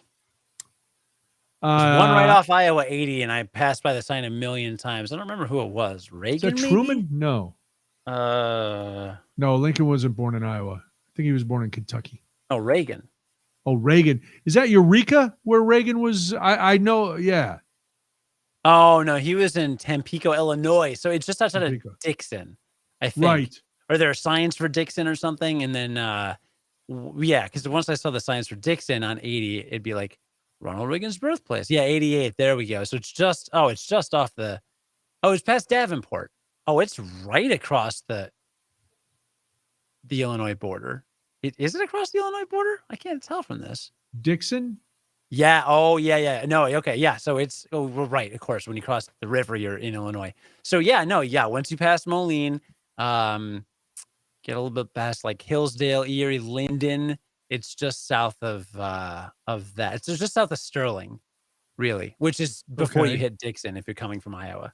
So yeah, just straight south of Sterling. So you take that exit. But yeah, every time I saw a sign, I knew I was near Dixon when I saw Ronald Reagan's birthplace. So turn south, and I'm like, no, I'm going to go to Dixon. Huh? Never stopped. Not really that interested. Well, there's a place I'm texting Debbie now because every time we drive to New Orleans, somewhere in Missouri, south of Cape Girardeau, and I can't remember the musician or the band. I want to say Leonard Skinner, but I know it's not Leonard Skinner because they came from Florida. There's a sign on 57 that it's this person's birthplace or a museum or something, but we're always driving past it either really, really early in the morning or super late at night. And so we've never, and I think we looked it up once. So I'm hoping she will see her text and remember who I'm talking about. But she's always like, we got to go there. And I'm like, oh, Johnny Cash. It's Johnny Cash's birthplace somewhere in Missouri. But we never get off. We're never in that area at a time when this little place is open. So one day she will get to go to Johnny Cash's museum or birthplace. And it's a tiny little, one of those tiny little brown signs. It's not, there's no big, hey, come see Johnny Cash's birthplace. So it's probably nothing. Like I went to Muddy Waters' birthplace when I was in Mississippi. My brother knew, my brother was working down there with Habitat for Humanity, and he knew where the shack was. And that's all. It wasn't even a full shack anymore. It was just kind of, the floor and a roof and a couple walls. But it's where Muddy Waters was born, and there was a little sign. But it was one of those things where, okay, it's, there's no souvenir shop or anything. You just got to know it's there. Is there like, when you were in Iowa, did you ever walk out in the field in Clear Lake to where the plane crashed with the Big Bopper and Richie Valens? No. I walked out there. Now I guess there's a big plaque out there. Back when I hoofed it out there was just a little tiny thing on the ground that said, this is where the plane crashed. Is there so for these birthplace places, is there like a mandatory minimum for when it's still considered like relevant in any way to their life? Because like I'm thinking back, like when I was born and I lived in one house and my parents moved when I was like 3. So if I became president, then would like they mark that old house where I don't remember ever living as like Cody Gough's birthplace? Probably, because that was your birthplace. That's weird and stupid. Your early childhood What home. are people going to see? Oh, this person's parents owned this when he was born, and there's no other relevance to that person's life. Well, people drive by, they go by the Home Alone house or the Christmas Story house, and those weren't even real people. That was just where a movie was filmed. Yeah, but a movie was filmed there. That's exciting. People go to the Breaking Bad house too. That's a thing. All right. I get that, but at least it's in the movie, right? Like that's not in my memories. If you lived your early childhood in this house, there is a connection. But if I don't remember it, it's a pretty tenuous connection. I don't know. Well, see, I was born in one house and grew up there till I left. So, there's already a big sign there. I put it there, but it's been vandalized by punks. But there's still a sign. I'm still being remembered. England has tons of those markers on homes where someone famous was born, according to Roger. Mike went to the Allman Brothers house in Macon, Georgia. I wish I'd known that was there. I spent a few little time in Macon, Georgia. Both of them from the same house? The Allman Brothers, yeah. Dwayne and oh my gosh. Oh wow. Cassidy. No. Jethro. Why can't I remember? Greg and Dwayne, the Allman Brothers. Greg and Dwayne.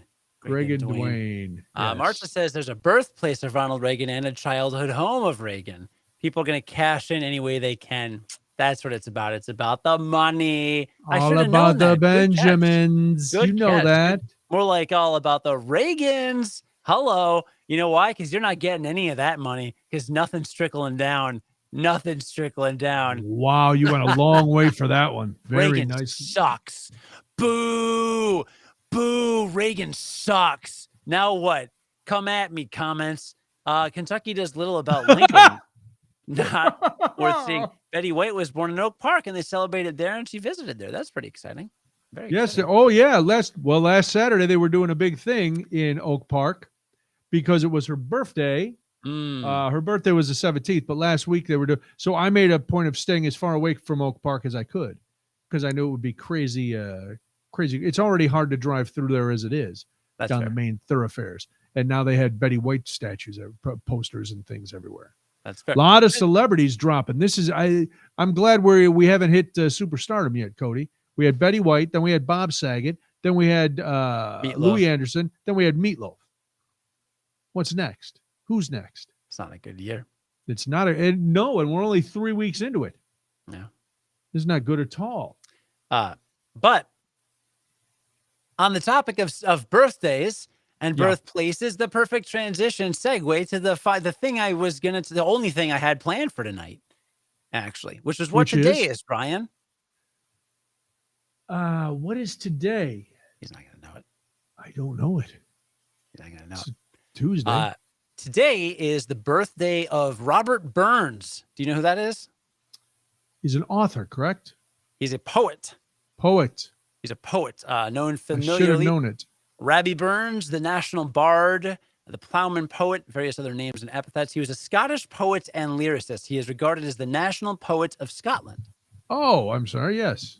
And this is not just a random piece of trivia. It's extremely relevant because traditionally in Scotland, there's a thing called a Burns supper or Burns banquet or Burns dinner, where the Scottish people, the Scottish heritage, and traditionally will have an event to celebrate the birth of Robert Burns. Originally, the holiday was on his death, and then they moved it to celebrate. And it is held on his birthday, which would be today, January 25th. And it's relevant, especially because I attended. The tradition is to have it on the actual day, but I attended a Burns dinner this past Saturday. Really? That my parents hosted. Yes. Yeah. Okay. Yeah. A lot of time, bagpipe bands or Scottish societies will host these Burns banquets, and sometimes they're often very fancy black tie affairs. Eating haggis, yes. There's haggis, neeps, and tatties. I guess turnips and potatoes are served. There was haggis at this particular event. Really? There are rituals that take place. Are they super secret? What kind of rituals? No, they're super celebratory and celebrating the heritage. So for this particular one, there's the piping in and greeting of the guests. The host says a welcoming speech, and there's a grace. There's a soup course. They pipe in the haggis.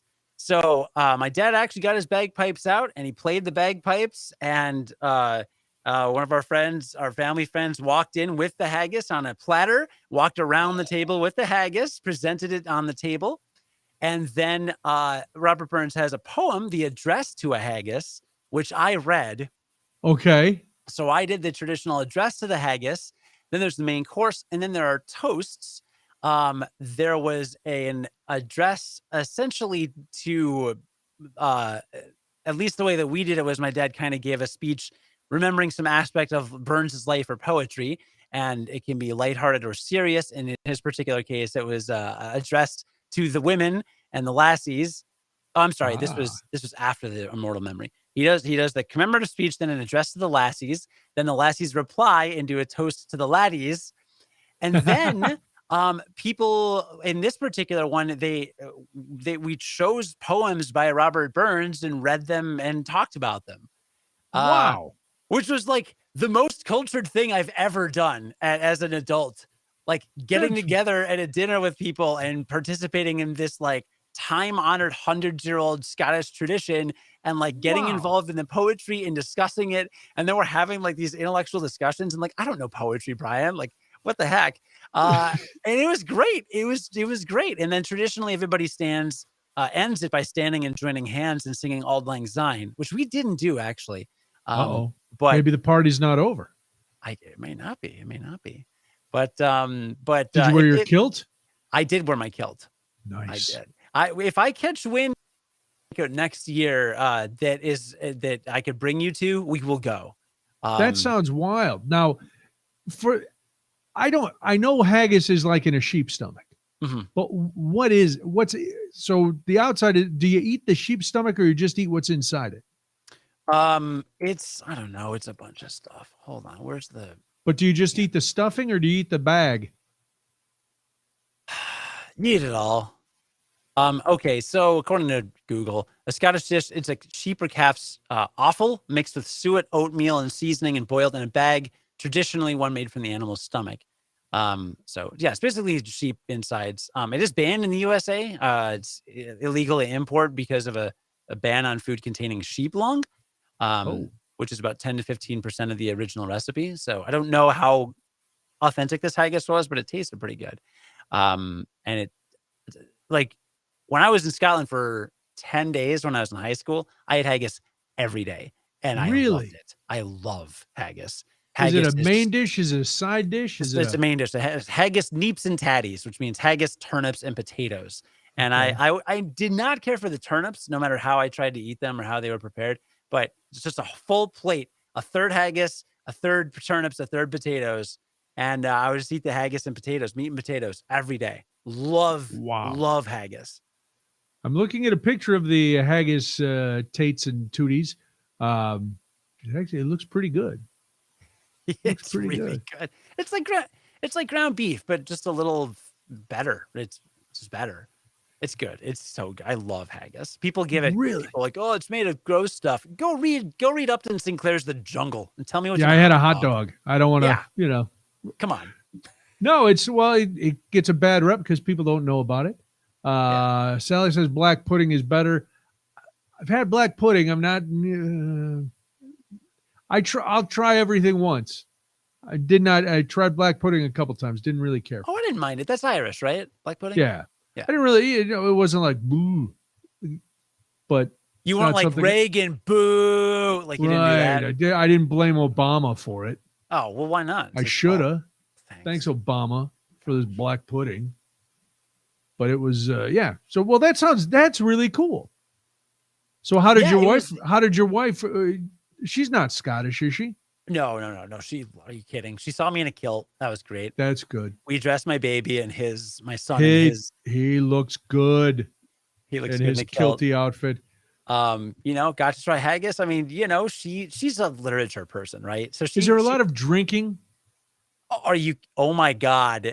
I figured there was, but you left that out. You talked about all the highfalutin stuff. No, there were at least 6 bottles of scotch. I'm not exaggerating. There were only like 10 people there. There were at least 6 bottles. It was a very small, kind of thing. I've been to Burns banquets when I was in like elementary school. Probably there was a Scottish organization in Rockford that did one, and it was big tables. It was like a wedding reception kind of vibe. But I'm sure there's some in the Chicago area we could go to. But and they're going on right now. Like this is like last time my parents hosted like 4 people to do a very tiny one, and I think it was on like a Wednesday night. So I told them this year I was like, if you do it again, we got to come. But so much alcohol. Oh my God, I had like at least a bottle of wine. I ended up having a Bourbon County Stout later on. Somehow it was God. There. I was just done. I was so done. It was a high alcohol consumption evening. A lot of good scotch though. Man, it sounds fun. Yeah. It sounds like a classier St. Patrick's Day. Oh my gosh. Because you had some culture in there and everybody hasn't adopted it. So it's truly a Scottish thing. Yeah. It's not every Yahoo who can find a Green Miller Lite. Yeah, I regret not really thinking of it. Like I went to a Burns banquet again in like grade school. I didn't understand any of the significance or importance. I was on the radio with you for like 13 years. I would have done some Burns stuff on the air if we had a show on the 25th. That would have been really fun. And actually, yesterday rolled around, and on Curiosity Daily right now we're releasing episodes Wednesday through Friday. But I literally part of me Monday I was like, I wonder if I can get like a Burns scholar from Scotland, just Skype him, just throw out like a special bonus episode like today. Yeah. I was like, that's way too much work. I am way too busy for that. But it was so fun that I want to share it with people. And like next year it's on my radar. Next year I'm gonna make sure you get hooked up. It's also something to do in January. Is the worst month. Yes. Yeah, I would agree. So all right. There's that. That's wrong with that. Yeah. Man, Burns banquets. Happy birthday, Burns Robbie banquets. Burns. Happy birthday, Bobby B. Very nice. I'm writing that down so I know what to put in the description when I post this tomorrow. Ooh, there you go. Yeah, your TED Talk on NFTs, your Burns banquet, Wally's. It's a big night. Big night. I want to go to Wally's. All right, next year let's drive down to Wally's on January 25th and do an address to the haggis. That'd be great. They have liquor there. They had Glenlivet. I saw they were selling bottles of Glenlivet. So, and I'm sure we could pretend some of the beef jerky. We could grind up a bunch of beef jerky and some of the chopped brisket and make our own haggis. Get a roll or something. We'll do something. But that would be fun. All right. How about the plugs? You just mentioned the Curiosity Daily podcast is Wednesday through Friday. Now, is that correct? Yeah. All right. So it's not the Curiosity Wednesday through Friday podcast. It's still the Curiosity Daily podcast. We were going to call it the Curiosity Wednesday through Friday podcast, but believe it or not, that name is taken by another show. Is that right? Yeah. Oh, boy. Well, should have thought of that earlier, I guess. But CuriosityDaily.com is where you can hear that. I will be on Major Market Radio Friday and Saturday, so you can hear me on WTMJ Friday from 6 to 8:30 and then Saturday from 4 to 6, talking all sorts of silliness. So be sure you tune in then. Next week, we must plug this. Get ready. We're building excitement. Cody has promised a big show with a lot of things being revealed, I guess. Would that be accurate? I'll probably fall short. I'll probably Yeah, because I thought you said this week was going to be the big show. Did I? I think you did. No, I said this week. Well, this week I was going to talk about the Burns Banquet stuff because I thought I'd have more to say. And I also didn't know that we'd have Wally's and NFTs to talk about. We covered a lot of ground in this episode. A lot of stuff, a lot of people, a lot of things got talked about. All very interesting, I think. Yeah. So no, next week. Well, and next week, theoretically, I have some stuff to talk about, but I might have to hold off till after I get back from Cancun, depending on certain things. All right. So I gotta. I don't know. We'll see. So next week could be big, but if not, then it'll be the next time I'm on, which will be in 3 weeks. But I am enjoying the cryptic nature of your teas. Cryptic currency. Is that the next one? Is that the next big thing that we have to create? Oh, that'd be great. I don't understand any of it. All right. Well, listen, thank you for listening. Please tell your friends, follow us, get your friends to follow us, get everybody to follow us. Because soon Cody may be releasing NFTs. I may figure out what they are. I might just stand on a corner and hand people stamps. Who knows? But thanks for being with us as always. Any last words, Cody the G? No, I said too much already. All right. Well, we'll talk to you next week. Have a great week. Thank you. Goodbye.